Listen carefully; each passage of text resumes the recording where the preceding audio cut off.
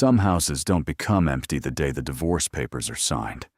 They become empty months later, when a man instinctively reaches for a second coffee mug that no longer belongs on the counter. Or when he hears good news and realizes there's no one he automatically wants to tell. The silence isn't always loud. Sometimes it's the quiet certainty that the life he spent decades building no longer exists. For some men, that silence slowly fades. For others, it never truly leaves. What makes the difference? Why do some rebuild, while others remain emotionally anchored to a marriage that ended years, even decades, ago? The answer isn't simply love. It's far more complex than that. There are 4 hidden psychological reasons why some men never fully get over divorce, and none of them are about weakness. They reveal how identity, attachment, purpose, and memory become intertwined in ways most people never recognize. Many people assume divorce is the loss of a partner. For countless men over 40, it's also the loss of the person they believed themselves to be. For years, their identity may have quietly fused with roles: husband, provider, father, protector. Psychology calls this identity foreclosure, when a person's sense of self becomes heavily invested in a single life structure without developing equally strong identities outside of it. When that structure collapses, the question isn't merely, why did the marriage end? It's, who am I now? Research on adult identity consistently shows that major life transitions become especially painful when people lack alternative sources of meaning. A career can end. Children grow independent. Friendships often shrink with age.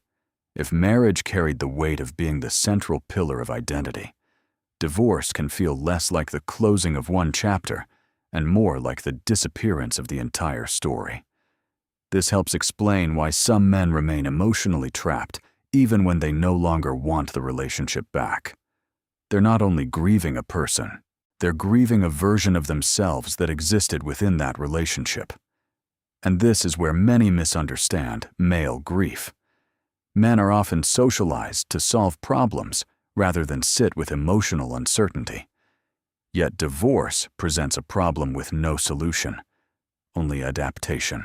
Without a clear roadmap, many continue replaying conversations, searching for a different ending, believing that understanding the past might restore the person they used to be. But that's only the first layer of the story. What most people don't realize is that divorce rarely ends with the relationship alone. It often dismantles an entire social world. Marriage creates countless invisible routines, shared holidays, mutual friends, familiar neighborhoods, daily rituals, even the simple comfort of being witnessed by someone who knows your history. These ordinary moments become so woven into life that they're almost impossible to notice, until they're gone. Sociologists have long observed that men, more often than women, rely heavily on their spouse as their primary source of emotional support. While many women maintain broader friendship networks, men frequently invest less in emotionally intimate friendships. When the marriage ends, they may lose not only a partner, but also their closest confidant. That isolation changes how the brain processes grief. Studies on loneliness suggest that chronic social isolation can heighten activity in brain systems associated with emotional pain, making memories feel more vivid and recovery more difficult. In other words, the absence of meaningful connection doesn't simply feel lonely. It can keep the wound psychologically active. This explains why some men become trapped in cycles of nostalgia. They don't necessarily miss every argument or every disappointment. They miss the familiarity, the predictable rhythm of ordinary life, the sense that someone knew where they were, what they worried about, and who they had been for years. Memory quietly reinforces this process. As time passes, the brain often softens painful experiences while preserving emotionally significant ones, a phenomenon psychologists describe as the fading affect bias. Gradually, the difficult moments lose their emotional intensity, while the meaningful memories remain vivid. The marriage begins to feel better in memory than it often felt in reality, and that illusion can become one of the hardest things to let go of. But the deepest reason some men never move forward isn't found in loneliness alone. It reaches into something even more fundamental, the way attachment shapes the human mind long after someone has walked away. Imagine reading the same final page of a novel every night, convinced that somehow the ending might change. That may sound irrational, but emotionally, the human brain often behaves exactly that way after a profound loss. Attachment theory, first developed by John Bowlby and expanded through decades of research, suggests that close relationships become internal maps of safety and belonging. Over years of marriage, a spouse can become part of the brain's emotional operating system. Their presence is no longer something you consciously think about. It becomes something your nervous system expects. When that person disappears, the attachment system doesn't instantly update. For a long time, the brain continues to search. A familiar perfume in a crowded store, a car that looks the same, the urge to share a joke before remembering there's no one to send it to. These aren't signs of emotional weakness. They're evidence that deeply established neural and emotional patterns take time to reorganize. For some men, however, that reorganization stalls. Instead of accepting uncertainty, the mind becomes occupied with endless what-if questions. What if I had listened more? What if I had worked less?